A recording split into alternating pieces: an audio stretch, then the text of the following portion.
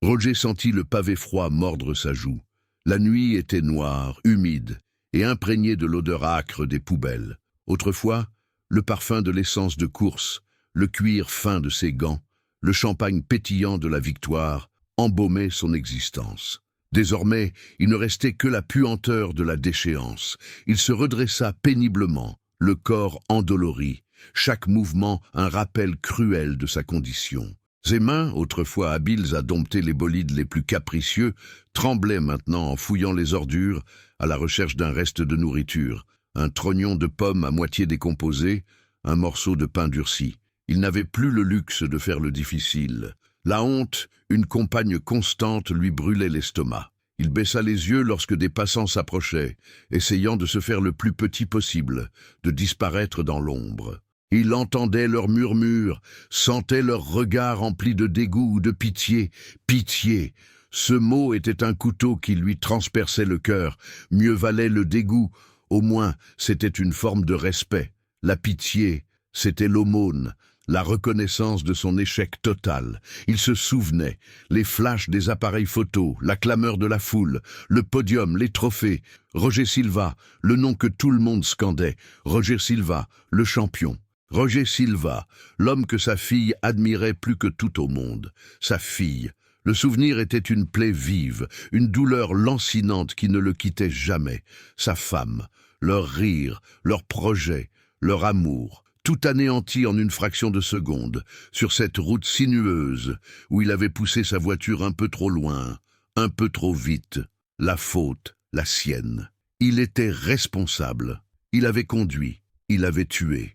L'alcool, son seul réconfort, était devenu son bourreau. Chaque gorgée était une tentative désespérée d'étouffer les images, les cris, les regrets. Mais l'alcool ne faisait qu'amplifier le désespoir, l'enfoncer plus profondément dans le gouffre. Il avait tout perdu, sa famille, sa carrière, sa réputation, sa dignité. Il n'était plus qu'une ombre errante, un fantôme hanté par le passé. Il avait peur, peur du lendemain, peur de la nuit, peur de lui-même, peur de ne jamais pouvoir échapper à cette spirale infernale, peur de sombrer complètement, de disparaître à jamais. Un chat maigre vint se frotter contre ses jambes. Roger le repoussa brutalement. Il n'avait plus rien à offrir à personne, pas même à un animal abandonné. Il était vide, brisé, incapable du moindre geste de tendresse. Il leva les yeux vers le ciel. Les étoiles, autrefois source d'émerveillement, semblaient maintenant se moquer de lui. Elles brillaient, indifférentes à sa misère, à sa souffrance. Elles étaient là, immuables, tandis que lui, il s'effondrait. Il se recroquevilla sur lui-même, grelottant de froid et de désespoir. Il ferma les yeux, essayant de se souvenir de la chaleur d'un foyer, du rire de ses enfants. Mais les souvenirs étaient flous, lointains, comme des rêves qui s'estompent au réveil. Il était seul, complètement seul, et il ne voyait aucune issue. L'abîme était profond, sombre, et il sentait qu'il allait y sombrer. Pour toujours. La honte, le désespoir, la culpabilité l'étouffaient. Il n'était plus qu'un homme brisé, perdu dans les méandres de son propre chagrin. Un homme que la vie avait abandonné. Un homme qui s'était abandonné lui-même. Roger, le ventre noué par la faim, s'arrêta devant Premium Motors. La devanture rutilante, les voitures aux carrosseries impeccables, tout criait l'opulence. Un monde inaccessible, un monde qu'il avait autrefois côtoyé, mais qui lui était désormais interdit. Le bruit des moteurs, un ronronnement puissant et précis, le tira de sa torpeur. Une vague de souvenirs l'envahit, l'odeur de l'huile, le crissement des pneus sur l'asphalte, l'adrénaline de la course. Des sensations oubliées, enfouies sous des années de désespoir et d'alcool. Il observa les mécaniciens, affairés sous les capots ouverts. Leurs gestes étaient précis, sûr, empreint d'une passion qui le fascinait. Une envie irrépressible le prit de se joindre à eux, de replonger ses mains dans la mécanique, de retrouver ce savoir-faire qui avait été toute sa vie. Il hésita, tira sur le col de son manteau crasseux, conscient de son apparence repoussante. Ses vêtements étaient usés, déchirés, imprégnés d'une odeur de misère. Ses mains, autrefois agiles et expertes, étaient maintenant calleuses et tremblantes. Qui voudrait d'un clochard dans un garage de luxe? Pourtant, l'espoir, une étincelle ténue mais persistante, le poussa à avancer. Il s'approcha de l'entrée, le cœur battant la chamade. Il respira profondément, rassemblant tout son courage. « Excusez-moi », dit-il d'une voix rauque à un mécanicien qui passait. « Je sais comment réparer les voitures. Je pourrais vous aider. » L'homme le dévisagea avec mépris, son regard parcourant son apparence misérable. « Dégage, le clodo. On n'a pas besoin de toi ici. Va mendier ailleurs. » Roger baissa les yeux, humilié. La déception, amère et familière, lui serra la gorge. Il aurait dû s'y attendre. Personne ne croyait plus en lui. Il était un paria, un déchet de la société. Il fit demi-tour, prêt à s'éloigner, quand une voix féminine, douce mais ferme, retentit. « Attendez une minute. » Il se retourna et vit une femme, élégante et distinguée, qui s'approchait. Elle portait un tailleur impeccable, et ses cheveux châtains étaient coiffés avec soin. C'était Hélène, la gérante de Premium Motors. « Qu'est-ce qui se passe, Jean-Pierre » demanda-t-elle au mécanicien, le ton légèrement réprobateur. « Ce type prétend savoir réparer les voitures, » répondit Jean-Pierre avec un rictus. « Regardez-le, Hélène, on dirait qu'il n'a pas mangé depuis des semaines. » Hélène ignora la remarque désobligeante et se tourna vers Roger. Elle le fixa attentivement, son regard perçant semblant lire à travers son apparence. « Quel est votre nom ?»« Roger » murmura-t-il, la voix à peine audible. « Roger Silva. »« Roger Silva » répéta-t-elle, comme pour se souvenir du nom. « Et vous dites que vous savez réparer les voitures ?»« Oui, » répondit-il un peu plus fort cette fois. « J'ai été mécanicien pendant des années. J'ai même été pilote de rallye. » Jean-Pierre éclata de rire. « Un pilote de rallye? Et maintenant tu mendies devant les garages? Tu nous prends pour des imbéciles ?» Hélène le fit taire d'un geste de la main. « Laissez-le parler, Jean-Pierre. Je suis curieuse. » Elle se tourna de nouveau vers Roger. « Pilote de rallye, dites-vous? Quel genre de rallye ?» Roger hésita, la honte le gagnant à nouveau. Parler de son passé glorieux était devenu une épreuve, un rappel constant de sa chute. « J'ai participé au championnat du monde, » finit-il par dire, les yeux baissés. Hélène leva un sourcil, intriguée. « Vraiment? Et pourquoi vous retrouvez-vous dans cet état ?» La question, directe et sans détour, le prit au dépourvu. Comment pouvait-il expliquer à cette femme, qui incarnait la réussite et l'élégance, la spirale infernale qui l'avait conduit à la ruine? Comment pouvait-il lui parler de la mort de sa famille, de sa culpabilité, de son alcoolisme? Il resta silencieux, incapable de trouver les mots. Les larmes lui montèrent aux yeux, menaçant de couler. Hélène l'observa en silence, son expression devenant plus douce. Elle semblait comprendre, au-delà des mots, la douleur qui le rongeait. « Écoutez, Roger, » dit-elle finalement, « je ne sais pas ce qui vous est arrivé et je ne vais pas vous juger, mais je vois dans vos yeux que vous connaissez les voitures et j'ai besoin de quelqu'un qui s'y connaisse. » Jean-Pierre protesta. « Hélène, vous n'allez pas sérieusement embaucher ce type? Il est sale, il pue l'alcool, il n'a aucune allure.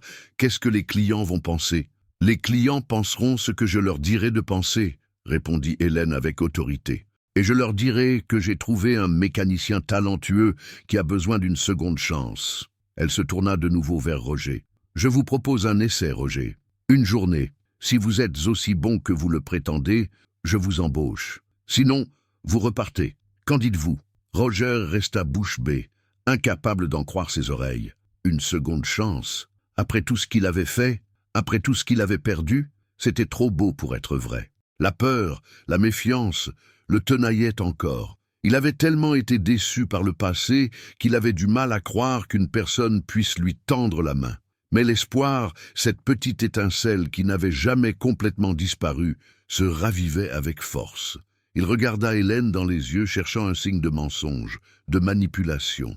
Mais il ne vit que de la sincérité, de l'empathie. « Je ne sais pas quoi dire, » balbutia-t-il. « Merci, merci beaucoup. »« Ne me remerciez pas encore, » répondit Hélène avec un sourire. « Montrez-moi ce dont vous êtes capable. Jean-Pierre, trouvez-lui une combinaison propre et amenez-le à l'atelier. Et Roger, venez avec moi. Je vais vous montrer ce que nous avons à faire. » Roger la suivit, le cœur battant d'excitation et d'appréhension.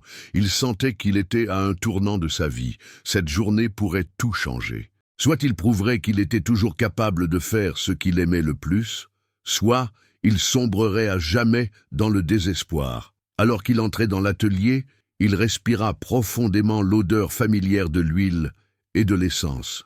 Un sentiment de paix qu'il n'avait pas ressenti depuis des années l'envahit. Peut-être, juste peut-être, avait-il enfin trouvé une lueur d'espoir dans les ténèbres. Peut-être qu'il pouvait encore se reconstruire, retrouver sa dignité et offrir une seconde chance à d'autres, comme Hélène lui en offrait une à lui. La route serait longue et difficile, mais pour la première fois depuis longtemps, Roger Silva avait une raison de se battre. Hélène le conduisit à travers l'atelier rutilant, un contraste saisissant avec la crasse et la décrépitude qu'il avait connue ces dernières années. Les machines brillaient, les outils étaient rangés avec une précision chirurgicale, et l'air embaumait le cuir neuf et l'huile de moteur. Roger se sentait comme un intrus, un spectre venu d'un autre monde. « Voilà », dit Hélène, en s'arrêtant devant un espace de travail encombré. « C'est votre poste. Ce n'est pas le plus prestigieux, je vous l'accorde. Il s'agit surtout de nettoyer, de ranger, de faire un peu de tri, mais c'est un point de départ. » Roger regarda l'espace désordonné. Il y avait des bidons d'huile vide, des vieux pneus, des pièces détachées éparpillées un peu partout. Pour quelqu'un d'autre, cela aurait pu être une corvée ingrate. Pour lui, c'était une bouée de sauvetage. « Je comprends, » répondit-il, la voix rauque d'émotion. « Je ferai de mon mieux. » Hélène hocha la tête, un sourire imperceptible sur les lèvres. « Je n'en doute pas. Jean vous expliquera les procédures. Je vous laisse vous installer. » Elle s'éloigna, laissant Roger seul face à son nouveau défi. Il prit une profonde inspiration et se mit au travail. Il commença par ramasser les déchets, puis rangea les outils, les uns après les autres, avec une méthode instinctive. Ses mains, autrefois si habiles sur un volant, retrouvaient une familiarité avec les outils, comme si elles se souvenaient d'un savoir ancestral. Jean, un mécanicien corpulent avec un visage fermé, s'approcha de lui. Il avait observé Roger du coin de l'œil depuis son arrivée avec un mélange de curiosité et de mépris. « Alors, le clochard !» lança-t-il, la voix sarcastique. « On fait le ménage? C'est bien, ça t'occupera. » Roger releva la tête, le regard sombre. Il avait entendu pire, bien pire. Il avait appris à ignorer les insultes, à les laisser glisser sur lui comme la pluie sur une vitre. Mais cette fois, quelque chose en lui se rebella. Ce n'était pas de la colère, mais plutôt une sorte de tristesse profonde, une déception face à la mesquinerie humaine. « Je fais ce qu'on me demande, » répondit-il simplement. Jean ricana. « Tu vas pas faire long feu ici. Hélène est gentille, mais elle ne va pas te garder longtemps si tu ne sais rien faire d'autre que ramasser les ordures. » Roger ne répondit pas. Il continua son travail, en silence, ignorant les remarques désobligeantes de Jean. Il savait qu'il devait faire ses preuves, qu'il devait montrer à Hélène et à tous les autres qu'il était capable de bien plus que de nettoyer un atelier. Les heures passèrent. Roger travaillait sans relâche, transformant peu à peu le désordre en un espace propre et ordonné. Il retrouvait un peu de la fierté qu'il avait perdue, un sentiment d'accomplissement qui lui avait cruellement manqué. Soudain, un bruit de moteur rauque retentit dans l'atelier. Une vieille voiture de sport, une Porsche 911 des années 70, était poussée jusqu'à son poste. Le mécanicien qui la poussait, un jeune homme aux cheveux longs, avait l'air désespéré. « Elle ne démarre plus », expliqua-t-il. « On a tout essayé, rien n'y fait. » Jean s'approcha, un sourire suffisant sur les lèvres. « Laisse-moi voir ça. C'est une vieille bête, ça prend du temps. » Il se pencha sur le moteur, manipulant les câbles et les bougies avec une assurance affectée. Mais après une demi-heure d'efforts infructueux, il finit par se redresser, l'air penaud. « Je ne comprends pas, » dit-il. « Il y a quelque chose qui cloche, mais je ne vois pas quoi. » Le jeune homme aux cheveux longs soupira de désespoir. « Je suis foutu. J'ai une course ce week-end, et si je ne peux pas réparer ma voiture, je suis disqualifié. » Roger avait observé la scène en silence, son regard rivé sur le moteur de la Porsche. Il connaissait cette voiture par cœur. Il l'avait pilotée, réparée, modifiée des centaines de fois. Il en connaissait les moindres recoins, les moindres faiblesses. Il s'approcha de Jean et lui tapota l'épaule. « Excusez-moi, » dit-il. « Je crois que je sais ce qui ne va pas. » Jean le regarda avec un air de dédain. « Toi, tu vas réparer une Porsche que je n'arrive pas à réparer? Ne me fais pas rire. »« Laissez-moi essayer, » insista Roger. « Je ne demande rien d'autre. » Le jeune homme aux cheveux longs, désespéré, intervint. « Laissez-le faire, Jean. On n'a rien à perdre. » Jean haussa les épaules, visiblement agacé. « Fais comme tu veux, mais ne dis pas que je ne t'ai pas prévenu. » Roger se pencha sur le moteur. Il ferma les yeux, se concentrant sur le bruit, sur les vibrations, sur l'odeur. Il sentait la voiture, il la comprenait. Il était de nouveau en communion avec elle, comme au temps de sa gloire. Il ouvrit les yeux et pointa du doigt un petit composant caché sous le carburateur. « Le problème vient de là, dit-il. Le régulateur de pression est défectueux. Il empêche le moteur de s'alimenter correctement. » Jean ricana. « N'importe quoi. J'ai vérifié le régulateur. Il est en parfait état. »« Pas celui-là, » répondit Roger avec assurance. « Il y a une fissure microscopique, invisible à l'œil nu, mais elle suffit à perturber le fonctionnement du moteur. » Il demanda un tournevis et un nouveau régulateur de pression. Jean, à contre-cœur, lui fournit les outils. Roger travailla avec une précision et une rapidité étonnantes. En quelques minutes, il avait remplacé le régulateur défectueux. Il demanda au jeune homme aux cheveux longs de démarrer le moteur. Le démarreur tourna, puis, soudain, le moteur se mit à rugir, puissant et régulier. Le jeune homme aux cheveux longs laissa éclater un cri de joie. « Incroyable, vous êtes un génie! Comment avez-vous fait ?» Roger sourit modestement. « Je connais les voitures, » dit-il simplement. Jean, abasourdi, ne disait rien. Il regardait Roger avec un mélange d'incrédulité et de colère. Il venait de se faire humilier par un clochard, un paria, un homme qu'il avait méprisé depuis le début. Hélène, alertée par le bruit, s'approcha de l'attroupement. Elle comprit immédiatement ce qui s'était passé. Elle regarda Roger avec un mélange d'admiration et de curiosité. « Roger, » dit-elle, la voix douce, « je crois que vous avez plus à faire ici que de simplement nettoyer l'atelier. » Roger la regarda dans les yeux. Il y vit de la reconnaissance, de l'espoir, et peut-être même un peu de respect. Pour la première fois depuis longtemps, il se sentait utile, valorisé, digne d'être là. « Je suis prêt à tout faire pour mériter votre confiance, » répondit-il. Hélène sourit. « Je crois que vous avez déjà commencé. » Ce jour-là, Roger Silva avait non seulement réparé une Porsche, mais il avait aussi commencé à réparer sa propre vie.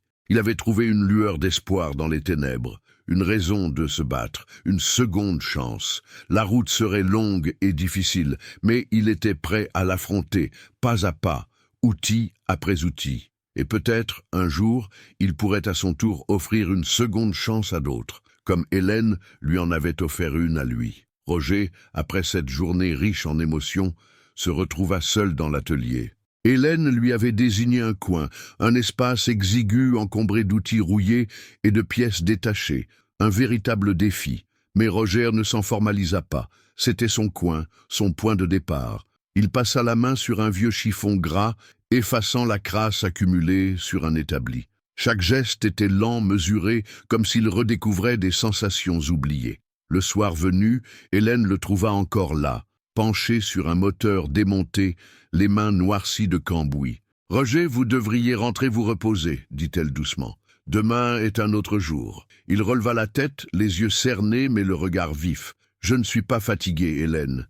J'ai beaucoup à faire. »« Je sais, » répondit-elle, s'asseyant sur un tabouret. « Mais il faut aussi savoir prendre soin de soi. » Elle hésita un instant, puis ajouta, « Si vous voulez bien, j'aimerais en savoir plus sur vous, sur ce qui vous a amené ici. » Roger se raidit légèrement, les ombres du passé, toujours présentes, toujours prêtes à le dévorer. Il prit une longue inspiration, puis commença à parler. Sa voix était rauque, brisée, comme une vieille mécanique mal huilée. « J'étais un champion de rallye, » commença-t-il. « J'avais tout, la gloire, l'argent, une famille que j'aimais plus que tout. » Il marqua une pause, le regard perdu dans le vide. Hélène attendait, patiente, silencieuse. Puis, il y a eu l'accident, reprit-il, la voix étranglée.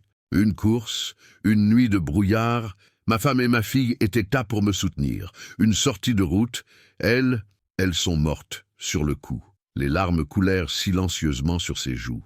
Hélène se leva et posa une main réconfortante sur son épaule. « Je suis tellement désolée, Roger, » murmura-t-elle. « Après ça, » continua-t-il, tout s'est effondré. J'ai perdu le goût de vivre, j'ai commencé à boire. Beaucoup, j'ai tout perdu. Ma maison, mon travail, mes amis. Je suis devenu un fantôme. » Il se tut, incapable de continuer. La douleur était palpable, suffocante. Hélène le serra doucement dans ses bras. « Vous n'êtes pas un fantôme, Roger. Vous êtes bien vivant. Et vous avez le droit à une seconde chance. » Il se dégagea doucement. « Je ne sais pas si je la mérite, » dit-il, la voix pleine d'amertume. « J'ai tellement de choses à me reprocher. »« Nous faisons tous des erreurs, » répondit Hélène. « Ce qui compte, c'est d'apprendre de ces erreurs et d'avancer. De se relever même quand on a l'impression qu'on ne peut plus. » Elle le regarda dans les yeux avec une intensité qui le désarma. « Je crois en vous, Roger. Je crois en votre talent, en votre force. Je sais que vous pouvez vous en sortir. » Ces paroles résonnèrent en lui comme un écho. Pour la première fois depuis longtemps, il sentit une étincelle d'espoir renaître en son cœur, une petite flamme fragile, mais bien réelle. « Merci, Hélène, » dit-il, la voix tremblante. « Merci de croire en moi. » Elle lui sourit. « Maintenant, allez vous reposer. Demain, nous aurons besoin de toutes vos forces. » Roger acquiesça et quitta l'atelier, le cœur un peu plus léger. La route serait longue et difficile, il le savait. Les souvenirs douloureux le hanteraient encore longtemps. Mais il n'était plus seul. Il avait Hélène à ses côtés, et cela faisait toute la différence. Le lendemain, Jean arriva à l'atelier avec une mine renfrognée. Il ne dit rien à Roger, mais son regard était chargé d'hostilité. Il ne supportait pas que ce clochard ait réussi là où lui avait échoué. Hélène, consciente de la tension palpable, décida de confier une nouvelle tâche à Roger. Une voiture de course, un modèle ancien mais prestigieux, avait besoin d'une restauration complète, un défi de taille, mais qui permettrait à Roger de prouver une fois de plus son talent. « Je sais que vous êtes capable de faire des miracles, Roger, » lui dit-elle. « Je vous fais confiance. » Roger se mit au travail avec une concentration intense. Chaque geste était précis, méticuleux. Il connaissait ses voitures par cœur, leurs moindres détails, leurs forces et leurs faiblesses. Il passait des heures à les étudier, à les écouter, à les comprendre. Jean, de son côté, ne perdait pas une occasion de le dénigrer. Il lançait des remarques acerbes, des sarcasmes blessants. Il essayait de le déstabiliser, de le pousser à bout. Mais Roger ne se laissait pas démonter. Il restait concentré sur son travail, ignorant les provocations de Jean. Il savait que la meilleure réponse qu'il pouvait lui donner était de réussir. Un jour, alors qu'il était en train de travailler sur le moteur, il eut une illumination, une idée brillante, une solution ingénieuse qui lui permettrait de gagner en puissance et en performance. Il se mit immédiatement au travail, avec une énergie débordante. Jean, intrigué, s'approcha de lui. « Qu'est-ce que tu fabriques là ?» demanda-t-il d'un ton méprisant. Roger ne répondit pas. Il continua à travailler, concentré sur sa tâche. Jean insista. « Je te parle, le clochard. Qu'est-ce que tu caches ?» Roger se redressa et le regarda droit dans les yeux. « Je suis en train de rendre cette voiture encore plus performante, » dit-il calmement. « Quelque chose que tu n'as jamais été capable de faire. » Jean fut pris au dépourvu. Il ne s'attendait pas à une telle répartie. Il resta bouche bée, incapable de répondre. Roger reprit son travail, laissant Jean furieux et humilié. Il savait qu'il venait de franchir une étape importante. Il avait prouvé à Jean qu'il n'était pas un simple clochard, mais un mécanicien talentueux et passionné. Et il était prêt à tout faire pour aller jusqu'au bout. Les jours suivants, Roger continua à travailler sans relâche sur la voiture de course. Il y mettait tout son cœur, toute son âme. Il se sentait revivre, retrouver un sens à sa vie. Il était enfin sur la bonne voie, celle de la rédemption. Hélène, de son côté, observait son travail avec admiration. Elle était impressionnée par son talent, sa détermination et sa passion. Elle voyait en lui un potentiel immense, une force incroyable. Elle savait que Roger avait encore beaucoup de chemin à parcourir pour surmonter son passé et retrouver la confiance en lui, mais elle était convaincue qu'il était capable de le faire. Et elle était prête à l'aider à chaque étape de son parcours. Un soir, alors qu'ils étaient seuls dans l'atelier, elle lui dit « Roger, je crois que vous êtes en train de faire quelque chose de plus grand que simplement réparer des voitures. Je crois que vous êtes en train de vous réparer vous-même. » Ces paroles touchèrent Roger au plus profond de son être. Il la regarda dans les yeux, rempli d'émotion. « Vous avez raison, Hélène, » dit-il. « Je crois que c'est vrai. » Il sourit, un sourire sincère et lumineux. Pour la première fois depuis longtemps, il se sentait en paix avec lui-même. Il avait encore des doutes, des peurs, des cicatrices. Mais il avait aussi de l'espoir, de la force et de la détermination. Et il savait qu'avec l'aide d'Hélène, il pouvait surmonter tous les obstacles et reconstruire sa vie. Jean serra les poings dans ses poches, observant Roger sous un éclairage blafard de l'atelier. La lumière crue soulignait les cernes sous ses yeux, témoignage des nuits blanches passées à peaufiner le moteur de la voiture de course. Voir Roger, autrefois une légende, maintenant un simple mécanicien, lui procurait une satisfaction amère, mais la lueur d'espoir qui brillait dans le regard de l'ancien champion l'irritait au plus haut point. « Alors, le prodige continue son petit bonhomme de chemin », lança Jean, sa voix dégoulinant d'un sarcasme à peine voilé. Roger, concentré sur un carburateur, ne leva pas les yeux. « Je ne fais que mon travail, Jean. Ton travail, c'est plutôt de la charité, non ? Hélène qui te prend sous son aile, c'est touchant, mais tu crois vraiment que tu vas pouvoir faire revivre cette vieille guimbarde ? Elle est bonne pour la casse, comme toi. » Roger sentit la colère monter en lui, une vague brûlante qui menaçait de le submerger. Il se força à respirer profondément, se rappelant les paroles d'Hélène, son soutien indéfectible. Il ne céderait pas à la provocation. « Je sais ce que je fais », répondit-il calmement, évitant le regard de Jean. C'était un mensonge, le doute le rongeait. Il avait passé des années à fuir son passé, à s'anéantir dans l'alcool. Était-il vraiment capable de remonter la pente ? Le regard méprisant de Jean était un miroir impitoyable, reflétant ses propres incertitudes. « Ah oui ? On dirait que tu as quelques problèmes avec la distribution », insista Jean, pointant du doigt un détail technique avec un sourire narquois. « Un petit oubli, ou peut-être que tes mains ne sont plus aussi agiles qu'avant, champion. » Roger sentit le sang lui monter aux joues. Il savait que Jean avait raison. Il avait commis une erreur stupide. La honte le submergea. Il se voyait à nouveau, ivre, incapable de réagir, assistant impuissant à la tragédie qui avait brisé sa vie. « Laisse-moi tranquille, Jean, » murmura-t-il, la voix rauque. « Pourquoi ? Tu n'aimes pas la vérité. Tout le monde ici se demande comment un ancien champion de rallye peut finir réduit à ça. Un alcoolique, un raté. » Les mots de Jean claquèrent comme des coups de fouet. Roger se raidit, chaque fibre de son être tendue à l'extrême. Il voulait hurler, frapper, se défendre, mais il se retint. Il savait que céder à la colère ne ferait qu'empirer les choses.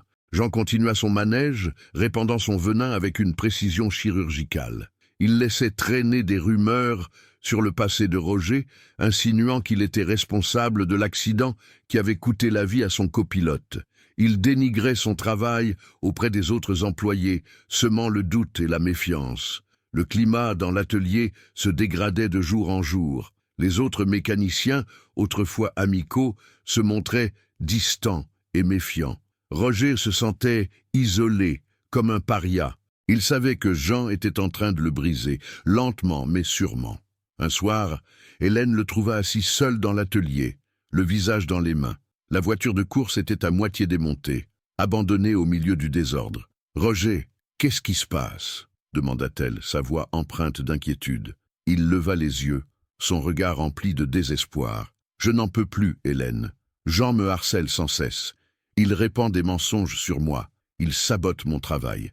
Je crois que je vais craquer. » Hélène s'agenouilla à côté de lui et prit sa main dans la sienne. « Roger, je sais que c'est difficile. Mais tu es plus fort que ça. Tu as traversé tellement d'épreuves. Ne laisse pas Jean te détruire. Mais je ne sais pas comment faire. Il a raison, Hélène. Je suis un raté. Je n'aurais jamais dû accepter ce travail. Je suis en train de tout gâcher. Ne dis pas ça, Roger. Tu as un talent incroyable. Et tu es une bonne personne. Ne laisse pas les paroles de Jean te faire douter de toi. Je crois en toi, Roger, et je sais que tu peux le faire. » Ces paroles résonnèrent en lui comme un baume apaisant. Il la regarda dans les yeux, rempli de gratitude. « Merci, Hélène, » murmura-t-il. « Merci de croire en moi. Alors, relève-toi, Roger. Remets-toi au travail. Montre à Jean de quoi tu es capable. Prouve-lui qu'il a tort. » Roger se redressa, inspirant profondément. Il sentit une nouvelle détermination l'envahir. Hélène avait raison. Il ne pouvait pas laisser Jean gagner. Il devait se battre non seulement pour lui-même, mais aussi pour Hélène, qui lui avait donné une seconde chance. Il se leva et se dirigea vers la voiture de course. Il prit une clé à molette et commença à resserrer un boulon. Ses mains tremblaient légèrement, mais son regard était déterminé. Il allait réparer cette voiture, et il allait réparer sa vie. Jean n'avait pas dit son dernier mot. La bataille ne faisait que commencer. Il devait faire face à sa colère, son humiliation, sa peur. Mais au fond, il savait qu'il avait la force de persévérer. Il le devait. Le souvenir de la tragédie le hantait, mais l'espoir d'une rédemption, allumé par Hélène, brillait d'une lueur ténue mais persistante. Il allait se battre pour cette lueur, pour se prouver qu'il pouvait encore être quelqu'un. Hélène, le cœur battant la chamade, observait Jean depuis l'entrée de l'atelier. Elle avait vu son ombre se faufiler entre les voitures, sa main s'attarder sur le moteur de Roger. Un sentiment de malaise, une intuition lancinante l'avait poussé à vérifier ses soupçons. Ce qu'elle découvrit la glaça d'effroi. Un fil sectionné, à peine visible, mais suffisant pour provoquer une panne désastreuse en pleine course. La colère monta en elle, un torrent de rage froide. Elle entra dans l'atelier, ses pas résonnant sur le sol en béton. Jean, le dos tourné, semblait absorbé par son travail sur une autre voiture. « Jean !» lança-t-elle, sa voix tranchante comme le verre. Il se retourna, un sourire narquois étirant ses lèvres. « Hélène, qu'est-ce qui t'amène ? Je sais ce que tu as fait, répondit-elle, les yeux fixés sur les siens. Je sais que tu as saboté la voiture de Roger. Le sourire de Jean se figea. Un éclair de panique traversa son regard, vite dissimulé derrière un masque d'indignation feinte. Qu'est-ce que tu racontes? Je ne ferai jamais une chose pareille. Ne mens pas, Jean, je l'ai vu, j'ai vu ce que tu as fait à ce fil. Hélène s'approcha, son regard perçant. Pourquoi? Pourquoi tu fais ça à Roger? Jean éclata de rire, un rire amer et sarcastique. Pourquoi?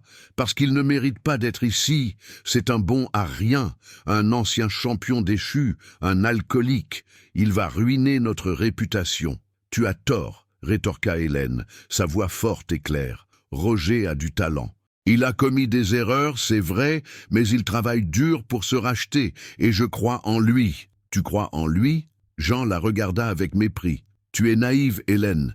Il va te décevoir comme il a déçu tout le monde. Non, Jean, c'est toi qui me déçois, répondit Hélène, sa voix empreinte de tristesse. Je pensais que tu étais plus professionnelle, plus honnête. Je me suis trompée. Elle se tourna vers Roger, qui, attiré par le bruit de la dispute, se tenait à l'écart, le visage fermé. « Roger, dit-elle, je sais que tu n'as rien fait de mal. Jean a saboté ta voiture. » Roger la regarda, les yeux remplis d'incrédulité. « C'est vrai ?»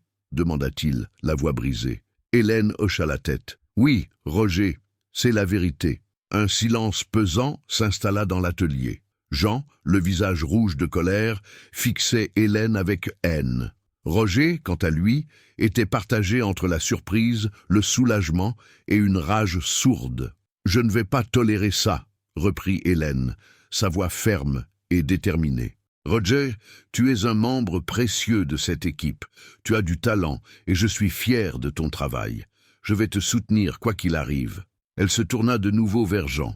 Jean, je suis très déçu par ton comportement. Je ne peux plus te faire confiance. Je pense qu'il est préférable que tu démissionnes. Jean la fixa incrédule. Tu me renvoies. Oui, Jean, je te renvoie, répondit Hélène, sans hésitation. Jean, furieux, serra les poings. Tu vas le regretter, Hélène, cracha-t-il. Vous allez tous le regretter. Je me vengerai.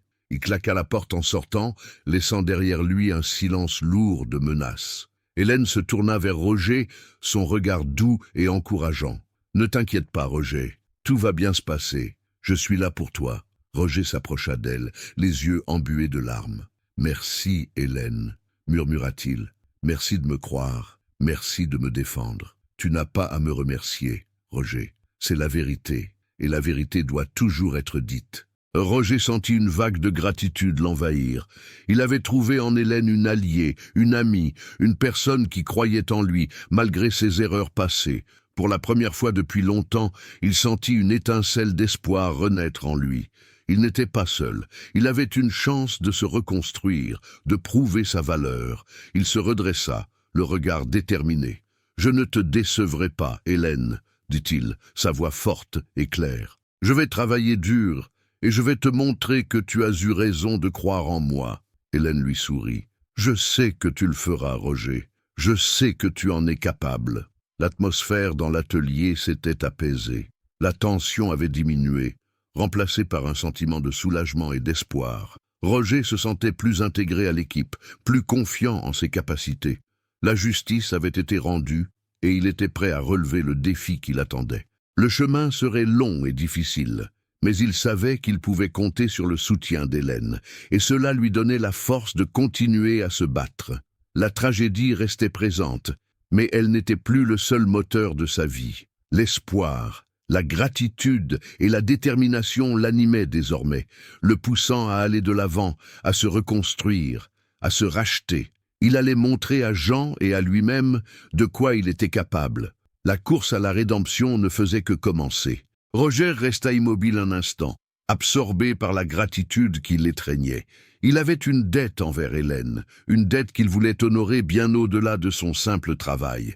L'idée germait en lui, une vision qui prenait forme avec une clarté surprenante. « Hélène, commença-t-il, sa voix empreinte d'une nouvelle détermination, j'ai une proposition à te faire. » Hélène le regarda avec curiosité. « Je t'écoute. » Roger prit une profonde inspiration. « Tu m'as donné une chance, une seconde chance. Je sais ce que c'est que d'être au plus bas, d'être rejeté, abandonné. Et je sais aussi combien il est important d'avoir quelqu'un qui croit en toi. » Il fit une pause, son regard croisant celui d'Hélène. « Je voudrais créer un programme de formation pour les jeunes en difficulté. Des jeunes qui n'ont pas eu les mêmes opportunités que nous, qui sont tombés dans la mauvaise direction. Je voudrais leur apprendre un métier, leur donner les compétences nécessaires pour se réinsérer dans la société, pour avoir une vie digne et productive. » L'idée était audacieuse, ambitieuse, mais elle résonnait avec une force incroyable dans le cœur de Roger. Il voyait déjà les visages de ces jeunes, leurs espoirs, leurs peurs, leur potentiel inexploité. Il voulait leur offrir une alternative, une voie vers la rédemption, comme celle qu'Hélène lui avait offerte. Hélène écoutait attentivement, son visage trahissant une émotion grandissante. Elle savait que Roger parlait avec le cœur, que cette idée était née de sa propre souffrance, de sa propre expérience. Elle voyait aussi le potentiel énorme de ce projet, la possibilité de changer des vies, de faire une différence dans la communauté. « Roger, » dit-elle enfin, sa voix douce et chaleureuse, « c'est une idée magnifique. Je suis entièrement d'accord pour te soutenir dans ce projet. » Un sourire illumina le visage de Roger. « Tu es sérieuse ? » ?»« Plus sérieuse que jamais, » répondit Hélène. « Je crois en toi, Roger. Je crois en ton talent, en ta capacité à inspirer les autres. Et je crois que ce programme peut vraiment faire une différence. » Ensemble, ils commencèrent à organiser le programme. Les premières étapes furent difficiles. Il fallait trouver un local, obtenir les autorisations administratives, lever des fonds. Les obstacles semblaient insurmontables, mais Roger et Hélène étaient déterminés à ne pas abandonner. Roger mit à profit ses compétences mécaniques pour concevoir un programme de formation pratique et efficace. Il voulait que les jeunes apprennent en faisant, en travaillant sur des voitures réelles, en acquérant une expérience concrète. Il contacta des fournisseurs, des entreprises locales, des associations caritatives pour obtenir des dons de matériel, des subventions, des parrainages. Hélène, quant à elle, se chargea de la partie administrative et financière du projet. Elle rédigea des demandes de subventions, organisa des événements de collecte de fonds, négocia des partenariats avec des entreprises locales. Elle utilisa ses contacts, son réseau, son influence pour faire connaître le projet et obtenir le soutien de la communauté. Les jours se transformèrent en semaines, les semaines en mois. Roger et Hélène travaillaient sans relâche, sacrifiant leur temps libre, leurs loisirs, leur confort. Ils étaient animés par une passion commune, une conviction profonde que ce qu'ils faisaient était important, qu'ils pouvaient changer des vies. Parfois, le doute les assaillait. Les obstacles étaient nombreux, les difficultés persistantes, mais ils se soutenaient mutuellement, se encourageaient, se rappelaient pourquoi ils avaient commencé ce projet. La vision de ces jeunes, de leur avenir, de leur potentiel, les maintenait à flot, les poussait à continuer. Un jour, après des mois d'efforts acharnés, ils reçurent une bonne nouvelle. Une fondation caritative avait décidé de financer leur projet.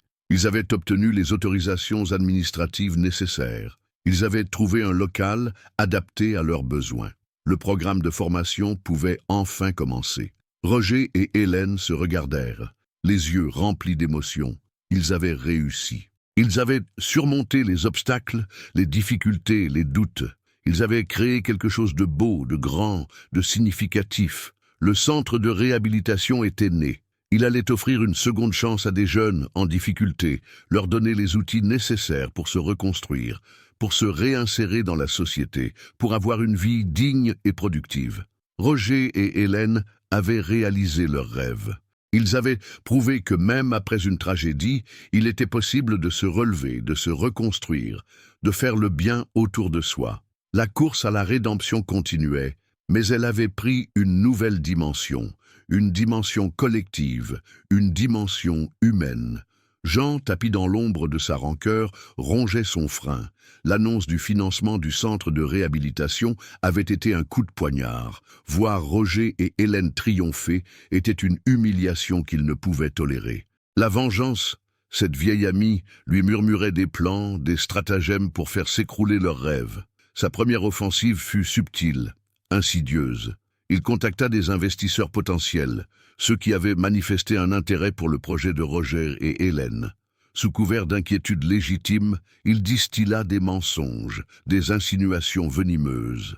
Il leur peignit un tableau sombre, exagérant les difficultés financières, les risques liés à la réinsertion de jeunes en difficulté. Il sema le doute, espérant les dissuader de miser sur cette entreprise. « Vous savez, glissait-il d'une voix mielleuse, le passé de Roger est chargé. Est-il vraiment la personne idéale pour encadrer ces jeunes? Et Hélène, malgré toute sa bonne volonté, est-elle suffisamment expérimentée pour gérer un tel projet ?» Il observait avec une satisfaction malsaine les visages se fermer, les sourcils se froncer. Le poison de ses paroles faisait son effet. Mais Jean ne se contenta pas de cette guerre psychologique. Il fallait frapper plus fort, plus directement. Une nuit, il s'introduisit dans l'atelier de Premium Motors. Le silence était pesant, seulement brisé par le léger sifflement du vent à travers les fenêtres. Il se faufila entre les voitures, la rage au cœur. Il cherchait un moyen de saboter le travail de Roger, de semer le chaos. Il trouva une clé à molette sur un établi. Avec une hargne contenue, il s'attaqua au moteur, sectionnant des câbles, desserrant des boulons. Il répandit de l'huile sur le sol, rendant la surface glissante et dangereuse. Il voulait que Roger trouve un atelier dévasté, un symbole de son échec imminent. Le lendemain matin, Hélène fut la première à découvrir le désastre. Elle poussa un cri d'effroi en entrant dans l'atelier. L'odeur âcre de l'huile flottait dans l'air. Les outils étaient éparpillés, les voitures endommagées. Son cœur se serra. Elle appela Roger, la voix tremblante. « Roger, c'est horrible. L'atelier, il a été vandalisé. » Un silence pesant suivit. Roger sentit la colère monter en lui, une colère froide et déterminée. Ce n'était pas un simple acte de vandalisme. C'était une attaque personnelle, une tentative de le briser. « Ne t'inquiète pas, Hélène, » dit-il d'une voix ferme. « On va s'en sortir. On va nettoyer tout ça et on va continuer. On ne laissera pas Jean gagner. » Hélène retrouva un peu de courage en entendant sa voix. Elle savait que Roger était un homme fort, un homme qui ne se laissait pas abattre facilement. Ensemble, ils allaient surmonter cette épreuve. Lorsque Roger arriva à l'atelier, il serra les poings en contemplant le spectacle désolant. La rage le consumait, mais il la maîtrisa. Il savait que la colère ne servirait à rien. Il fallait agir, se relever, prouver à Jean qu'il ne pourrait pas les détruire. « On va réparer tout ça, » dit-il à Hélène, les yeux brillants de détermination. « On va montrer à ces jeunes qu'on ne baisse jamais les bras. » Ils passèrent la journée à nettoyer, à réparer, à remettre de l'ordre dans l'atelier. Chaque geste était un acte de résistance, une affirmation de leur détermination. Ils ne cédaient pas à la peur, à la colère, au découragement. Ils étaient plus forts que jamais, unis par un but commun, une conviction inébranlable. Le soir venu, l'atelier était presque comme neuf. Les voitures brillaient, les outils étaient rangés, l'odeur de l'huile avait disparu. La fatigue les accablait, mais ils ressentaient une immense satisfaction. Ils avaient triomphé de l'adversité. « Tu vois, Hélène, » dit Roger en souriant, Jean a peut-être essayé de nous abattre, mais il n'a fait que nous rendre plus forts. » Hélène lui rendit son sourire. Elle savait qu'il avait raison. Ils étaient prêts à affronter tous les obstacles, tous les défis. Leur projet était plus fort que jamais, porté par leur passion, leur détermination, leur amour pour ces jeunes qu'ils voulaient aider. Jean, de son côté, suivait leur progrès avec une rage impuissante. Il avait espéré les voir s'effondrer, renoncer, mais ils avaient résisté. Ils avaient même réussi à transformer cette épreuve en une force nouvelle. Il sentait la frustration l'envahir, le désir de vengeance le ronger encore plus profondément. Il allait devoir trouver un autre moyen de les détruire. Il ne pouvait pas laisser leur projet réussir. Il ne pouvait pas laisser Roger retrouver sa gloire. La vengeance était un plat qui se mangeait froid, et il était prêt à attendre le moment opportun pour frapper à nouveau. Il savait que leur détermination avait des limites, que leur optimisme finirait par s'effriter. Il n'avait qu'à attendre, à observer, à guetter la moindre faiblesse. La guerre ne faisait que commencer. Sarah sentit son cœur s'accélérer alors qu'elle s'approchait de la vieille porte en bois. La patience de Jean s'effritait. L'atelier Premium Motors, au lieu de sombrer dans le chaos, brillait de nouveau, symbole de la résilience de Roger et d'Hélène. Il ne pouvait plus attendre. Il devait agir, et vite. Cette fois, il ne se contenterait pas de vandalisme. Il avait besoin d'un coup d'éclat, quelque chose qui détruirait Roger une fois pour toutes, non seulement professionnellement, mais aussi personnellement. Il passa ses nuits à élaborer un plan machiavélique, un plan qui impliquait de salir la réputation de Roger auprès des autorités locales, de semer la discorde parmi les jeunes et de ruiner l'image du centre de réhabilitation avant même son ouverture officielle. Il contacta d'anciens associés, des personnes qu'il savait capables de tout pour de l'argent, et leur promit une part du gâteau si son plan réussissait. Pendant ce temps, Roger et Hélène, galvanisés par leur victoire sur l'adversité, redoublaient d'efforts. Le programme de formation prenait forme, les jeunes se montraient de plus en plus intéressés et impliqués. L'atmosphère à l'atelier était empreinte d'une énergie positive, d'un sentiment d'espoir et de renouveau. Un jour, alors qu'il préparait l'atelier pour une visite d'inspection des autorités, Hélène découvrit un étrange document glissé sous la porte. C'était une lettre anonyme, pleine d'accusations mensongères et diffamatoires à l'encontre de Roger, l'accusant de malversation financière, de négligence et même de maltraitance envers les jeunes. Hélène, le cœur battant, montra la lettre à Roger. Il la lut attentivement, le visage se crispant peu à peu. Il savait que c'était l'œuvre de Jean. La rage monta en lui, mais il se força à rester calme. Il ne laisserait pas Jean les déstabiliser à nouveau. « Nous ne devons pas paniquer, Hélène, » dit-il, la voix ferme. « Nous savons que ces accusations sont fausses. Nous devons rassembler toutes les preuves de notre innocence et les présenter aux autorités. Nous allons prouver que Jean essaie de nous saboter. » Hélène acquiesça, déterminée à soutenir Roger dans cette nouvelle épreuve.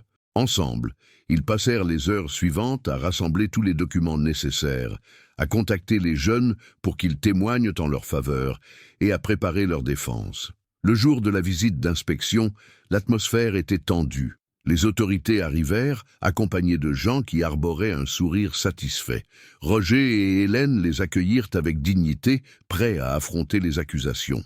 La visite commença, et les autorités posèrent des questions pointues, inspectèrent les locaux et interrogèrent les jeunes. Roger et Hélène répondirent avec transparence et honnêteté, présentant toutes les preuves de leur innocence. Au fur et à mesure que la visite avançait, le sourire de Jean s'effaça peu à peu. Les autorités, impressionnées par l'engagement des jeunes, la qualité du programme de formation et la transparence de Roger et d'Hélène, commencèrent à douter des accusations. Finalement, le chef de l'inspection prit la parole. « Monsieur Silva, Madame Dubois, dit-il, la voix grave, nous avons examiné attentivement les accusations portées contre vous. Après avoir étudié les preuves que vous nous avez présentées et interrogé les jeunes, nous sommes convaincus que ces accusations sont infondées. Nous sommes impressionnés par votre travail et votre dévouement. Nous sommes heureux de vous informer que nous vous accordons l'autorisation d'ouvrir officiellement votre centre de réhabilitation. » Un soupir de soulagement parcourut l'atelier. Roger et Hélène se regardèrent, les yeux brillants de larmes de joie. Ils avaient triomphé. Jean, furieux, tenta de protester, mais les autorités l'ignorèrent. Elles avaient compris qu'il était derrière les accusations mensongères. Elles ordonnèrent à leurs agents de l'arrêter pour diffamation et tentative de sabotage. Jean fut emmené hurlant des menaces et des insultes. Roger et Hélène le regardèrent partir, le cœur rempli de tristesse. Ils avaient espéré que Jean finirait par changer, par accepter leur succès, mais il était trop tard. Sa haine l'avait consumé. Quelques jours plus tard, le centre de réhabilitation Premium Motors ouvrit officiellement ses portes. Une foule de personnes étaient présentes pour célébrer l'événement. Les jeunes, leurs familles, les autorités locales, les partenaires et amis de Roger et d'Hélène. Roger prit la parole, le cœur rempli d'émotion. « Je suis fier de ce que nous avons accompli, » dit-il, la voix tremblante. « Nous avons transformé un lieu de désespoir en un lieu d'espoir. Nous avons donné une seconde chance à des jeunes qui en avaient besoin. Nous avons prouvé que même après les pires épreuves, il est toujours possible de se relever et de reconstruire sa vie. » Hélène, à ses côtés, lui prit la main et lui sourit. Elle était fière de lui, de sa force, de sa résilience, de sa compassion. Elle savait qu'ils avaient trouvé leur voie. Ils étaient faits pour aider les autres. Le centre de réhabilitation devint rapidement un succès. Les jeunes trouvaient un emploi, se réinséraient dans la société et retrouvaient confiance en eux. Roger se sentait enfin en paix avec son passé, il avait retrouvé sa réputation, mais surtout, il avait trouvé un nouveau sens à sa vie. Un soir, alors qu'il observait les jeunes travailler avec passion sur les voitures, Roger réalisa qu'il avait trouvé sa véritable vocation. Il n'était plus seulement un ancien champion de rallye, il était un mentor, un guide, un modèle pour ces jeunes qui avaient besoin de lui. Il se tourna vers Hélène, qui le regardait avec amour. « Tu sais, Hélène, dit-il la voix douce, je crois que nous avons enfin trouvé notre place dans ce monde. Nous avons créé quelque chose de beau, quelque chose d'utile, quelque chose qui fait une différence dans la vie des gens. » Hélène lui prit la main et la serra fort. « Je le sais, Roger, dit-elle, les yeux brillants, et je suis tellement heureuse de partager cette aventure avec toi. » Ensemble, ils contemplèrent les jeunes, travaillant avec acharnement, souriant, riant. Ils savaient que leur projet était bien plus qu'un simple centre de réhabilitation. C'était un symbole d'espoir, de résilience, de rédemption.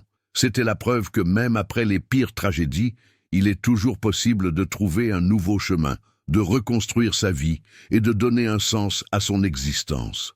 Et Roger, enfin, avait retrouvé le goût de la victoire, une victoire bien plus douce et durable que toutes celles qu'il avait connues sur les circuits de rallye. Une victoire sur lui-même, sur son passé, sur ses démons. Une victoire pour l'avenir, pour ces jeunes auxquels il offrait une seconde chance, une renaissance sur l'asphalte.